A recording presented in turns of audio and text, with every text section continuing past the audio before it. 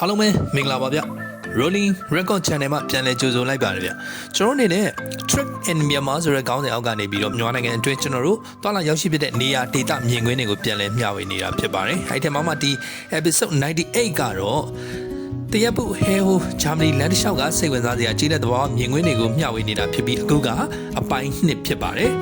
ဒီပိုင်း2မှာကတော့ကျွန်တော်တို့ကြောက်တကားရွာရဲ့မြင်ကွင်းအချို့ပြီးသွားလို့ရှိရင်တိန်ကုန်းကိုးစုတဲ့ရှေးဟောင်းဖျားတွေပြီးရင်တော့ကျွန်တော်တို့ဘော်နင်းစူပဟင်းကဘာနီလမ်းရဲ့မြင်ကွင်းအချို့ပြီးတော့ကျေးလက်တဘာဝအလှအပပြီးရင်တော့အပန်းကင်းလေးတစ်ခုရဲ့မြင်ကွင်းစတာတွေကိုပေါက်ဆက်မျှဝေသွားမယ့်အစီအစဉ်ဖြစ်ပါတယ်ဗျ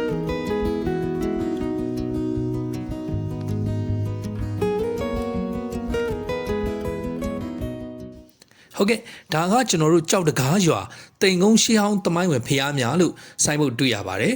ပြီးတော့အောက်မှာလည်းရေးထားတယ်တိန်ကုန်းကိုးစုတန်းဖျားများလို့ရေးထားပါတယ်ဒီရွာလေးကိုလည်းတိန်ကုန်းကိုးစုတန်းရွာလို့ခေါ်တယ်လို့ဆိုပါတယ်ဒါကတော့အဲ့ဒီမှာတွေ့မြင်နေရတယ်ရှေးဟောင်းဖျားစီရီအချို့နဲ့ပြုပြင်မွမ်းမံထားပုံရတဲ့ဖျားစီရီတွေပါ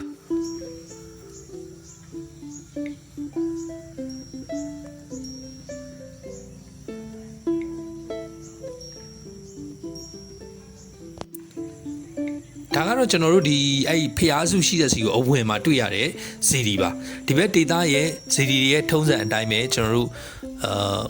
ခက်တွယ်လေးတွေပေါ့ဒါကတော့ငကတိုက်အေးမြချမ်းသာငြိမ်းချမ်းရေးဖျားရှင်ငကယုံကြီးလို့တွေ့ရပါတယ်သူကတော့20ခွန်2024မှာပနက်တင်ပြီးတော့2025မှာပြီးစီးတယ်လို့အကြမ်းမြင်သိရပါတယ်သူကဖျားကြီးနဲ့ငကယုံကြီးပျက်စီးခဲ့လို့ရှိရင်မိသူမဆိုပြန်လည်ပြုပြင်ပိုင်ခွင့်ရှိတယ်ဆိုတဲ့စာတမ်းလေးပါသူ့ရဲ့ကပီးမော်ကုန်းအောက်မှာထည့်ရေးသွင်းထားတာလေးကတော့ထူးခြားမှုဖြစ်ပါတယ်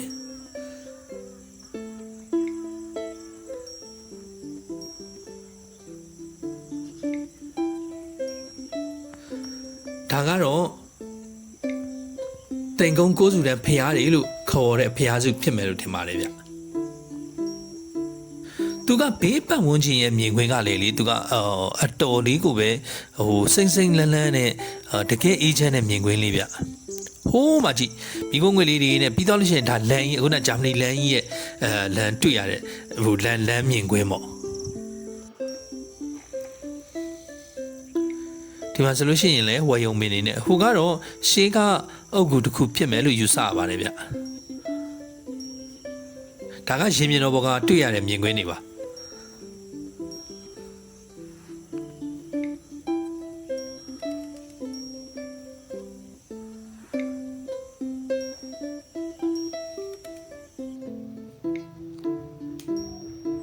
ဒီဘက်ဒေတာကရှမ်းပြည်ဘက်ကတွေ့ရတဲ့ဖျားတွေရဲ့ပုံစံအတိုင်းပဲတွယ်လဲလျနဲ့ဖျားစုအများအပြားစုစည်းတည်ကြတဲ့ပုံစံမျိုးတွေ့ရပါတယ်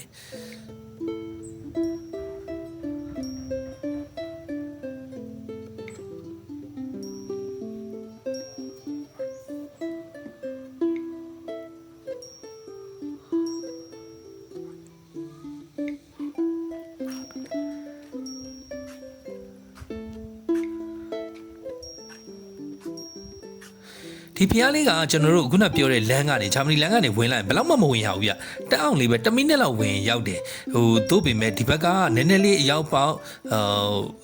ဘယ်လိုပြောရမလဲနည်းနည်းလေးနေပါတယ်လို့ယူဆရပါတယ်သို့တော်လည်းဒီမှာရှိနေတဲ့ဖျားပြပုံရဲ့ဒီတည့်ရမှုပြီးသွားလို့ရှိရင်ကြည်ကြည်ပြန့်ပြန့်နဲ့ရှိနေတဲ့ပုံစံလေးကတော့တကယ်နှစ်လို့စရာလေးဗျโอเคကျွန်တော်တို့အဲဒီကနေဆက်ထွက်ပြီးဆိုတော့ဒါကကြတော့ကြောက်တကားရွာရဲ့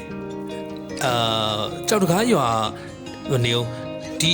အခုဒါကကြောက်တကားရွာပေါ့အခုနောက်တော့ကြတော့ဒါတိန်ကုန်းရွာဖြစ်မယ်ဒါကြောက်တကားရွာကနေအထွက်ဒီကြောက်တကားရွာကနေပြီးတော့ကျွန်တော်တို့မျက်ဆက်တောင်ရွာဘက်ကိုသွားလို့ရတယ်လို့လည်းသိရပါတယ်သူကမျက်ဆက်တောင်ရွာပြီးတော့ဟိုဘက်မျက်ဆက်မြောက်ရွာကိုဆက်သွားလို့ရတာ哦ဒီနေရာမှာတော့သူကဂုံစိမ်းလေးရှိတယ်ဗျဒီကျွန်တော်တို့ကြောက်တကားရွာရဲ့အထွက်ပေါ့အဲ့လိုပြောရမှာအဲ့ဒီမှာဆိုလို့ရှိရင်ဒီလိုမျိုးဂုံစင်းလေးအဲ့ဂုံစင်းအရှည်လေးဗျသူကဟိုးရှေ့ကမြင်ကွင်းကိုပါလှမ်းမြင်ရတဲ့နေရာလေး ဒီမှာအခုဒီလမ်းလေးကနေဆင်းသွားရင်ဒီမှာသူလမ်းဟိုဟာလေတင်ဂီတတွေကလည်းအပြည့်စုံပြထားတယ်ဒါရှင်းမှာဂုံစင်းရှိတယ်ဂုံစင်းကတအားကြီးမဆောက်တာမျိုးမဟုတ်ပေမဲ့လို့တော်တော်လေးအစင်းရှိတယ်လို့ပြောရမှာဗျအခုနကတော့ကုန်းတော်ဘောကလှမ်းကြည့်လိုက်တော့မိကုန်းငွေလေးတွေ့နေရတဲ့နေရာလေးဒီလမ်းပဲလေဟိုးရှိမှတွေ့လား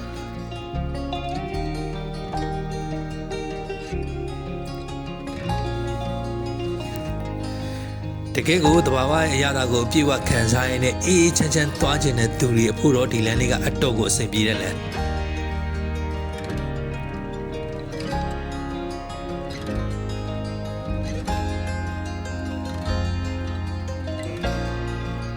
တခုပဲရှိပါတယ်ကျွန်တော်တို့ဒီလိုမျိုးစိမ့်စိမ့်ဆူဆူလေးမြင်ရဖို့အတွက်ကတော့ခုနလိုပဲကျွန်တော်တို့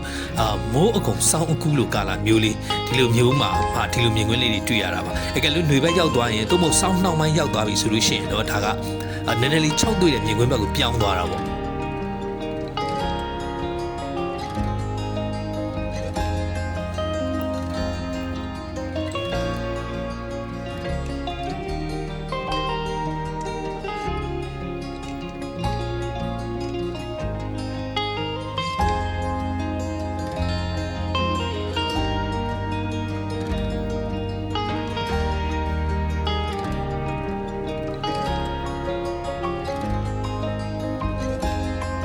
โอเคဒီမှာတွေ့လားဒီဆင်းလေးရလေဘယ်လောက်လှလဲလို့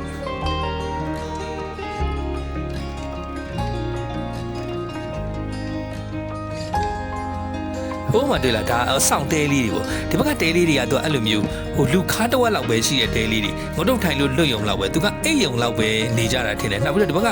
အေးတော့လေအေးတဲ့အခါကျတော့သူကခက်ဝက်ဝက်လေးတွေပဲစောက်တာများတယ်ဥပမာပြလဲဆောင်တဲလေးခြေတန်းရှိလို့ဘာလို့ကကြတော့ဒါကကျွန်တော်တို့ဟိုဘက်ရေရောက်တဲ့ဒေတာတွေမြို့အကျုံးမော်ဒေတာတွေညောပြီးမြေပြန့်အောက်ဖက်ချမ်းဒေတာတွေကြတော့အဲ့လိုပုံစံမျိုးပေါ့ဒီဘက်တွေကကြတော့ခုနလိုလဲဆောင်တဲတွေဘာတွေကအခုနလိုပဲဝက်ဝက်လေးတွေဒါခုနဒီခေါင်းစင်းလေးကိုပဲပြန်ပြတာသူကရာသီဥတုပြောင်းသွားလို့ရှိရင်မြင်ကွင်းလေးတွေကလည်းနည်းနည်းလေးတော့အပြောင်းလဲနည်းနည်းရှိတယ်ဒီအဆင်းကဒီလိုပုံစံမျိုးလေးအခုလိုပဲဒါဒီအဆင်းရှိရှိလေးတွေ့လားအခုဆိုလို့ရှိရင်ဟိုးတောင်ကုန်းတွေပေါ်လှမ်းကြည့်လိုက်လို့ရှိရင်တောင်ကုန်းတွေကမှနည်းနည်းလေး၆တွေ့တဲ့နေရာလေးတွေရှိနေပြီချို့နေရာလေးတွေက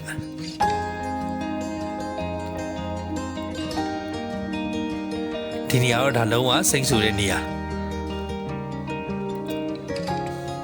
တခါလေကျအဲ့လိုနေရာမျိုးလေးကလေကားနဲ့သွားတာတဲ့ဆိုင်တခါလေကျတော့ဆိုင်ကယ်နဲ့သွားတာပို့ပြီးလွတ်လပ်တယ်မြင်ကွင်းစိမ့်စိမ့်လေးရှိမယ်လေကလည်းလက်လက်ဆက်ဆက်လေးရှိမယ်လွတ်လွတ်လပ်လပ်သွားရတာဆိုတော့လေပို့ပြီးတော့ဟိုမှာဖြစ်တယ်အခုဒီမှာကြည့်ဒါဆိုလို့ရှိရင်ဘေးမှာ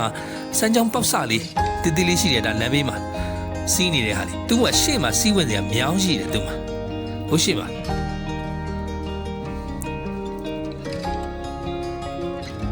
ဒီဂျာမနီလမ်းလို့ဘာလို့ခေါ်လဲဆိုတော့ဒီမှာဒီဇိုင်းဘုတ်ဘာဖြစ်လို့လဲဆိုတော့ဒီလမ်းကကျေးလက်ဖွံ့ဖြိုးရေးစီမံကိန်းကိုဂျာမနီ KfW ဘဏ်ရဲ့ခွင့်ပြုရန်ပုံငွေနဲ့တည်ဆောက်ခဲ့တာ2019 လပိုင်း21ရက်နေ့မှာစတာโอเคဒီနေရာလေးကတော့အခုဒီလမ်းထဲမှာမှနှစ်လို့စရာအကောင်းဆုံးနေရာတွေတဲကတစ်ခုစမ်းကြောင်းလေးရှိတယ်ကျင်းငတ်တန်လေးတွေရှိတယ်ရေစီးတန်လေးလည်းကြားနေရတယ်ဒါပေမဲ့တစ်ခုရှိတာက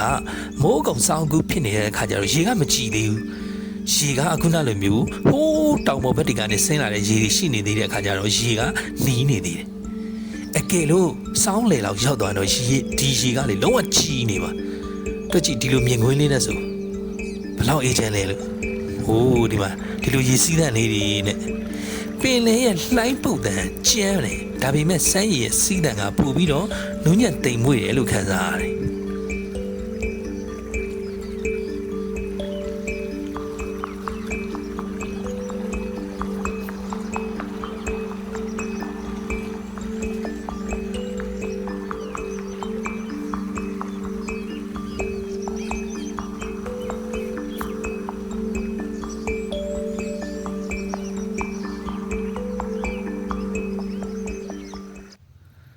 ဒါကတော့ဒီမှာပန်းကင်းတွေ့လို့ဝင်ဆက်စုတာ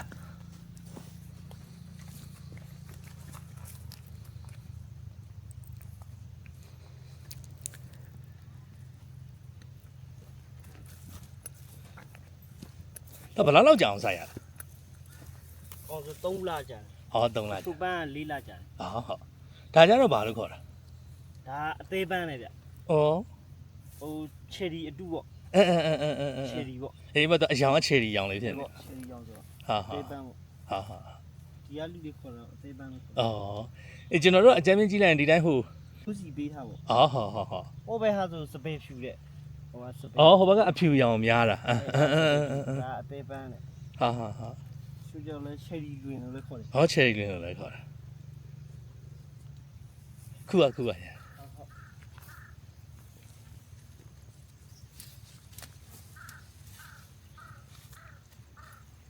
ဒီချိန်ခူးတော့ညနေကျမှပို့ပါမှာ ဟုတ်အခုခဏနေဆိုပို့ပြီလေ ဒီຢာတွေဒီရွက်ချောင်းတွေထွင်တေချာ7 disease ပြီးတော့အဲ့ဒီဟိုဥပမာတောင်ကြီးတို့သူကြိုက်တဲ့နေရာဟိုဒီဘက်ကြောက်ပတောင်းတို့ပေါ့ ကြောက်ပတောင်းတက်ချလိုက်လာရှုဒီပေါ့အဲ့လိုပဲဟုတ်ကဲ့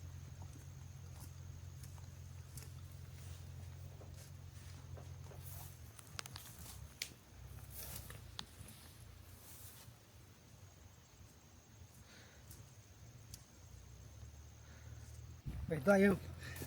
ကျွန်တော်ဒီတိုင်းပဲလိုက်ကြည့်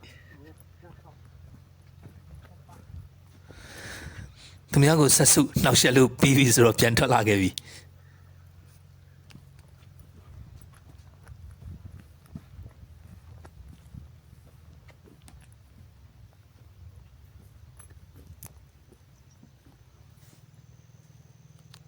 ဒီလိုမျိုးပြအခင်းနေရလေအဲ့လိုမျိုးတွေ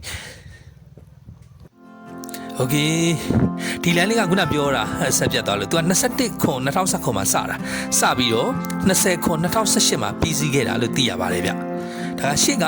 ဘော်နင်းရွာဖြစ်မယ်ဗျ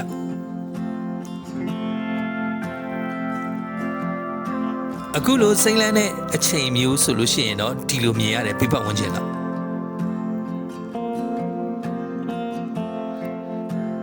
ရွာတွေကိုဝင်လာပြီ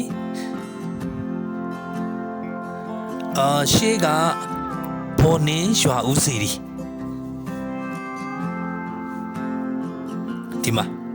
ဒါဆိုတော့ဟိုကနောက်ကဘော်နင်းရွာပေါ့ဘော်နင်းရွာလို့ခေါ်လားဘော်နင်းကုန်းလို့ခေါ်လားဒါကကြတော့အဲ့ထိတ်မှာရွာထိတ်မှာရှိနေတဲ့ဆယ်လို့ခေါ်မလားချောင်းလို့ခေါ်မလားဒီလိုမျိုးလေးသူကတော့ခုနပြောသလိုပဲတောင်ပေါ်ဘက်ကရေတွေလာနေသေးတဲ့အတွက်ဒီရေနီတွေတော့ဖြစ်နေသေးတာပေါ့နောက်ပိုင်းဆိုတော့ရေကကြည်သွားတာပေါ့ဒီလိုမျိုးဒါစိုက်ပျိုးရေးအတွက်လည်းသုံးတယ်အချို့တော့နည်းနည်းဒီအကျန်းလေးရှော့တာဖွတ်တာသုံးလားမသိဘူးဗျရွာလေးကဘီကနေဒီလိုမျိုးဖြတ်စီးနေတာစမ်းချောင်းလေးကစမ်းချောင်းမဟုတ်ဘူးပေါ့ဒါတော့ရေသွေမြောင်းလို့ဖြစ်မှာပေါ့ဟိုးမှာလည်းဖုန်းတော်ကြီးကျောင်းနဲ့ဖျားစုတွေရှိတယ်အဲ့ဒါကမွေတော်ကျောင်းတိုက်ဖြစ်မယ်ထင်တယ်အဲ့တော့ကျွန်တော်တို့ဒီကျောင်းလေးလမ်းလေးကိုဆက်မသွားခင်အဲ့ဒီရွာဘက်ကိုဖြတ်ထွက်တဲ့လမ်းလေးကိုဖြတ်ထွက်ကြည့်အောင်အခုဒီဖျားနေမြင်နေရတဲ့ဘက်ကိုလေဖြတ်ထွက်ကြည့်လို့ရှိရင်သူကဘယ်နာကိုရောက်သွားမလဲလို့ဆိုတော့ဒီလမ်းလေးဗျသူကဒီလမ်းကဘော်နင်းမြက်ဆက်ရွာတော်လမ်းလို့ခေါ်မှာပေါ့သူကပြည်တော်စုလမ်းမကြီးပေါ်ကိုပဲသွားပေါက်တာအခုဒီကနေထွက်သွားလို့ရှိရင်လေဒီမှာစားပြီးဝင်လာပြီဆိုလို့ရှိရင်ဒီမှာဝေယုံမင်းလေးနဲ့ဒီမှာရွာလေးရဲ့အစကိုရောက်မယ်ရောက်ပြီးသွားလို့ရှိရင်ဒါတောင်းလျှောက်လာလို့ရှိရင်သူကဟိုပါပေါ့မြက်ဆက်ရွာကိုဖြတ်လာတယ်ကျွန်တော်တို့ရွာထဲမှာတော့မှတ်တမ်းမတင်ခဲ့ပြဘူးဗျဘာကြောင့်လဲဆိုတော့လေဟိုအိမ်တွေကိုလိုက်ပြီးတော့ရိုက်ရတာကြတော့အဆင်မပြေပါဆိုလို့လမ်းလေးကလည်းကျင်းတဲ့အခါကြတော့လေဒါကတော့ဒီမှာဘော်နင်းမွေတော်ကျောင်းတိုင်တဲ့ဆိုင်းဘုတ်ကမြေပုံမှာတော့မျက်ဆက်မွေတော်လို့လည်းတွေ့ရတယ်ဗျဒါမှမဟုတ်တက်စီလားကျွန်တော်တို့โอเคအဲ့လမ်းဘယ်ကိုထွက်လာဆိုတော့ဒီနေရာလေးကိုထွက်တာဒါကပြည်တော်စုလမ်းမကြီးရဲ့ဖြတ်ထွက်တဲ့နေရာဒီလမ်းအခုနပြည်တော်စုလမ်းမကြီးကိုတီခေါင်တောင် view point ကနေဆင်းလာလို့ရှိရင်ဒီလမ်းဟိုးရှိမှလမ်းခွဲလေးရှိတယ်ဒီလားအဲ့လမ်းခွဲလေးမှာတော့ညာဘက်လမ်းထိပ်ကိုသွားထွက်တာဒါသူ့ထိပ်ကနေကြည့်ရင်ဟိုဘက်ကိုဆက်သွားရင်ဒါဟဲဟိုးကိုရောက်ပါလေဒီလိုလမ်းလေးဒီမှာဒီလမ်းစုံပြည်တော်စုလမ်းစုံကိုဒီနားမှာသွားဆုံတာနော်โอเคအဲ့တော့ကျွန်တော်တို့ဒီဘက်မှာတော့ဒီလောက်နဲ့ပဲကျင်းနေပေးပါဗျနောက်ပိုင်းကျလို့ရှိရင်ကျွန်တော်တို့ဒီအခုနပထမစမှတ်နေရာကနေပြီးတော့ကျွန်တော်တို့ဟိုဘက်ဂျာမနီလမ်းတောက်လျှောက်ဆက်သွားမယ်နော်အင်းမီဘက်ကိုโอเคကျွန်တော်များမျိုးကိုကြည့်ရှုပေးတဲ့အတွက်အားလုံးကိုကျေးဇူးတင်ပါတယ်ဗျ